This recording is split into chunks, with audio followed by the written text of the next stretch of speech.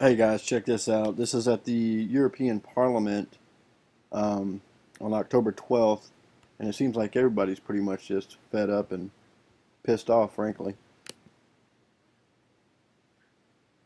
Mr. Farage, 2 minutes and a half, 2.5 minutes, please. Thank you.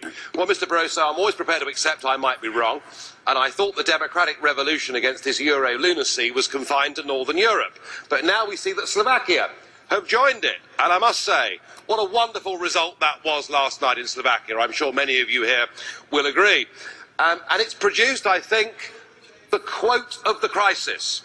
Richard Sulik, who led the rebels, said, "I'd rather be a pariah in Brussels than have to feel ashamed before my children who would be deeper in debt."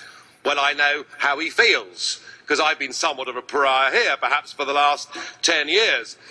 But he's got it right, because he summed up the detachment between Brussels and the real people of the European Union. And listening to this today, it's almost as if this debate's been going on inside a padded cell that is the European Parliament, as people compete for who can be the most stupid.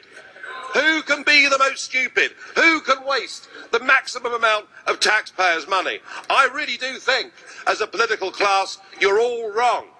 And you're all wrong democratically, because nobody has ever given consent for this behaviour. And when people do vote no, well, when the French vote no, you ignore them. When the Dutch vote no, you ignore them. When the Irish vote no, you say vote again and get it right.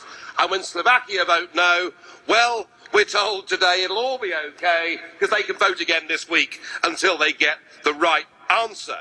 We've got 17 countries trapped inside this economic prison of the Eurozone, and all you can do, Mr. Barroso, is stand up and say we need more power. People like you, who've been the architect of this failure, the architect of the misery that is being inflicted upon millions, want more power. It's like Barroso in the bunker, unaware of what is happening in the outside world, but planning world domination.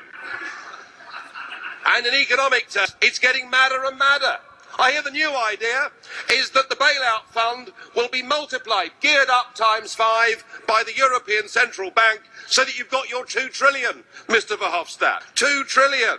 Good God, Greece is going bankrupt. If you lot continue, the whole banking system in Europe is going to go bankrupt. The former British Chancellor of the Exchequer, Norman Lamont, this morning described the attempts to save the euro as the most gigantic Ponzi scheme. I'm tempted to think he's right. Thank you. Who can be the most stupid? I like that. All right, guys. Thanks.